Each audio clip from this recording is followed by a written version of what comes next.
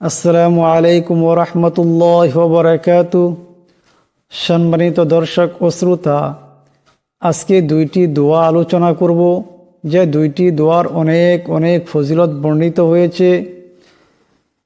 আজকের যে প্রথম দোয়াটি, এই দোয়াটি আপনি যদি প্রত্যেক দিন বিকালবেলা অর্থাৎ আসরের নামাজের পর কিংবা তো মাগরিবের নামাজের পর যদি পাঠ করেন, তবে আপনাকে কোনো বস্তুই ক্ষতি করতে পারবে না, আপনাকে সাপে দংশন করতে পারবে না, কোনো জীবজন্তুই কোনো ক্ষতি করতে পারবে না। দোয়াটি অনেক গুরুত্বপূর্ণ দোয়া। দ্বিতীয় দোয়াটিও খুব গুরুত্বপূর্ণ দোয়া। এই দোয়াগুলি আপনি যদি বিকালবেলা পাঠ করেন, তবে আপনার কোনো বস্তুই আপনার কোনো ক্ষতি করতে পারবে না।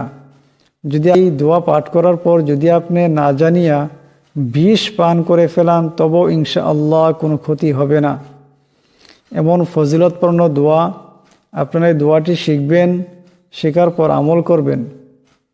প্রথম দোয়াটি হলো আউযু বিকালিমাতিল্লাহিত তাম্মাতি মিন শাররি মা খালাক।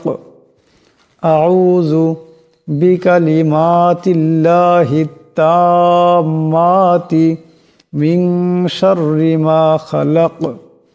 আউযু বিকালিমাতিল্লাহিত তাম্মাতি মিন শাররি মা খালাক। এই দোয়াটি 3 বার পাঠ করবেন। দোয়াটির অর্থ হলো, আল্লাহর পরিপূর্ণ কালেমাসমূহের ওসিলায় আমি তার নিকট তার সৃষ্টির ক্ষতি থেকে আশ্রয় চাই।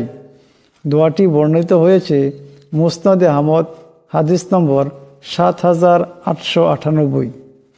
এরপর দ্বিতীয় দোয়াটি হলো বিসমিল্লাহিল্লাযী লা ইয়াযুররু মা ইসমিহি শাইউন ফিল আরদি ওয়ালা ফিস সামাই ওয়া হুয়াস সামিউল আলিম। বিসমিল্লাহিল্লাযী লা ইয়াযুররু মা ইসমিহি শাইউন ফিল আরদি ওয়ালা ফিস সামাই ওয়া হুয়াস সামিউল আলিম। বিসমিল্লাহিল্লাযী লা ইয়াযুররু মা ইসমিহি শাইউন ফিল আরদি ওয়ালা ফিস সামাই ওয়া হুয়াস সামিউল আলিম। এই দোয়াটিও 3 বার পাঠ করবেন। বিকালবেলায় যদি 3 বার এই দোয়াটি পাঠ করেন, ইনশাআল্লাহ ইনশাআল্লাহ সুম্মা ইনশাআল্লাহ আপনার কোনো বস্তুই আপনাকে কোনো ক্ষতি করতে পারবে না, কোনো জীবজন্তু পারবে না। কোনো মানুষ যদি আপনার শত্রু থাকে, তো শত্রু আপনাকে কোনো ক্ষতি করতে পারবে না।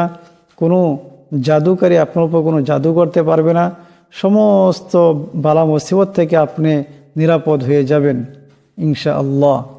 এই দোয়াটির অর্থ হলো, আল্লাহর নামে, যার নামের সাথে আসমান ও জমিনে কোনো কিছুই ক্ষতি করতে পারে না, আর তিনি সর্বশ্রোতা মহাজ্ঞানী। দোয়াটি বর্ণিত হয়েছে আবু দাউদ, হাদিস নম্বর 5088। আশা করি আপনারা দুইটি দোয়া বুঝতে পারছেন। এই দোয়াগুলোর বাংলা উচ্চারণ আমি ডেসক্রিপশন বক্সে লিখে দেব।